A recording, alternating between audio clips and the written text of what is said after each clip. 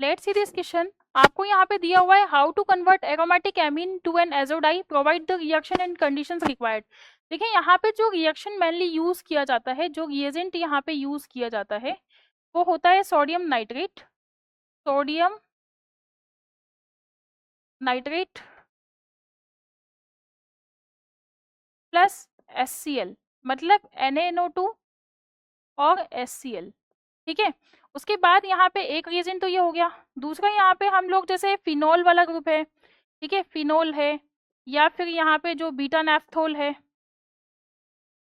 या फिर यहाँ पे एनिलीन है ना, एनिलीन। इस तरह के ग्रुप से क्या करवाया जाता है, एज ए न्यूक्लियोफाइल इनको यूज करते हैं हम लोग। जैसे कि यहाँ पे मान लो एनिसोल है, OCS3, या फिर यहाँ पे बीटा नैफ्थोल है, इस तरह का रिएजेंट होता है बीटा नैफ्थोल, इस तरह का कंपाउंड होता है beta naphthol, that is called beta naphthol. ठीक है, तो इस तरह के जो रिएजेंट होते हैं वो यूज किए जाते हैं। अब एजोडाई जो यूज होती है बेसिकली ये फूड कलरेशन में यूज होती है। ठीक है, तो एजोडाई यूज किस में होती है, फूड कलरेशन में होती है, use in food colour, food colours में यूज होती है।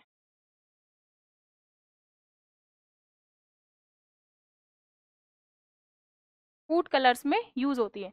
जैसे कि फॉर एग्जांपल हम लोग यहाँ पे देखते हैं, कुछ एग्जांपल हम लोग लेंगे।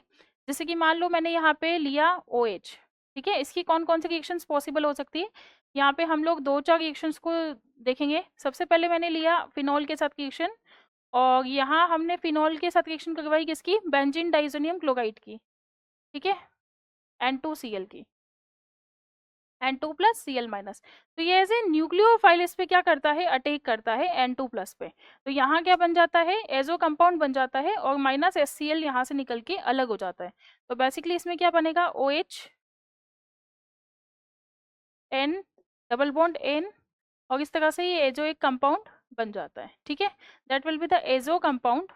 और इसका जो कलर होता है वो कैसा होता है, ऑरेंज कलर होता है। मतलब ये कौन सा कलर की डाई होती है, ऑरेंज कलर की, ऑरेंज,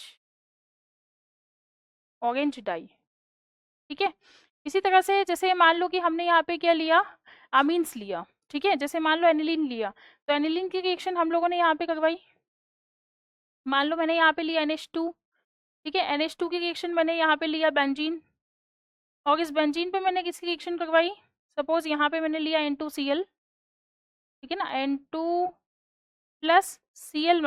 और यहाँ पे एज ए न्यूक्लियोफाइल हम लोग इसका अटैक करेंगे, ये हो गया आपका न्यूक्लियोफाइल। ठीक है, और यहाँ पे आप लोग इसकी रिएक्शन करवाएंगे -HCl, और यहाँ पे क्या आ जाएगा NH2, और यहाँ आ जाएगी बेंजीन रिंग, ठीक है, N डबल बॉन्ड N, और यहाँ पे क्या आ जाएगा बेंजीन, इस तरह से। ठीक है, ये बेंजीन हो गया। तो बेसिकली इसकी जो डाई का कलर होता है वो क्या होता है, yellow die, yellow die. Clear है, ये इसका कलर होता है। तो हम यहाँ पे देखते हैं कि ये कौन सा कलर हुआ, येलो डाई कलर हो गया।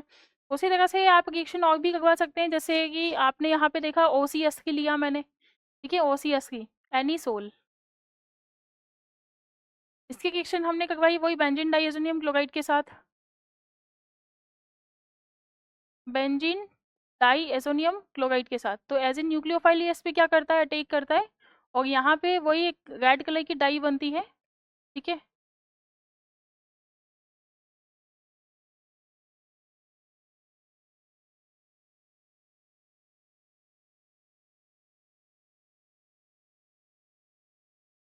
जैसे इसको हम लोग बोलते हैं पेरा हाइड्रोक्सी एजोबेंजीन। ठीक है, जैसे ये वाला जो कंपाउंड है इसको हम लोग बोलते हैं पेरा हाइड्रोक्सी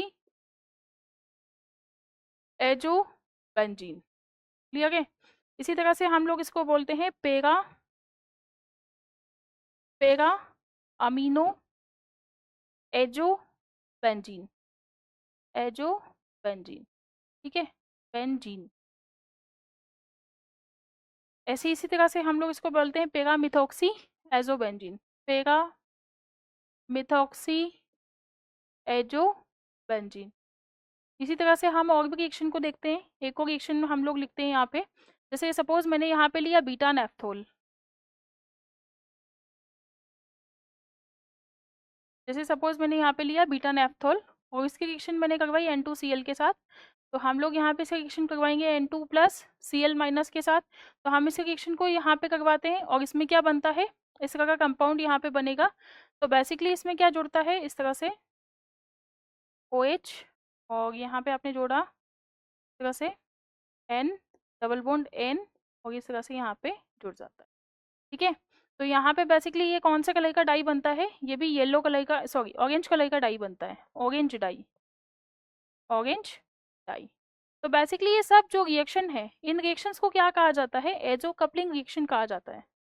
एजो कपलिंग, जिनमें एजो डाई का क्या होता है, फॉर्मेशन होता है। ऐसे जो रिएक्शंस होती है इनको क्या कहा जाता है, एजो कपलिंग रिएक्शन कहा जाता है। तो यहाँ पे हम लोग लिख भी सकते हैं एजो कपलिंग रिएक्शन। क्लियर है, तो ये इसके आंसर्स होने चाहिए। तो यहाँ पे सबसे इम्पोर्टेंट बात कि ये जो रिएक्शंस हैं आपको अच्छे से पता है, तो आप अच्छे से इजीली अटेम्प्ट कर सकते हैं।